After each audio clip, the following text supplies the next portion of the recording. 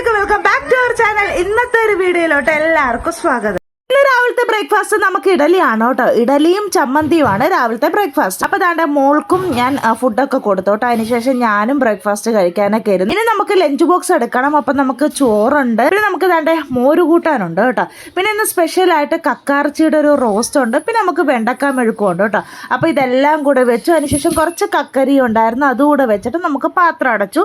നമ്മുടെ ബേബീനെയൊക്കെ കുളിപ്പിച്ച് ഞാൻ റെഡിയാക്കി നിർത്തി കേട്ടോ. ഇന്ന് അവൻ നല്ല മൂഡിലാണ്. ഞാൻ പോകാൻ നേരത്തെ അപ്പം തന്നാനൊക്കെ കൈകൊണ്ട് കാണിക്കുകയാണ് കേട്ടോ. അതിനുശേഷം ഞാൻ തൻ്റെ ജോലിക്ക് ഇറങ്ങിയിട്ടുണ്ട്. പിന്നെ അതിനുശേഷം ജോലിക്ക് വന്നതിന് ശേഷം തൻ്റെ മിച്ചറും ഒരു കട്ടൻ ചായയൊക്കെ കുടിച്ചു കേട്ടോ.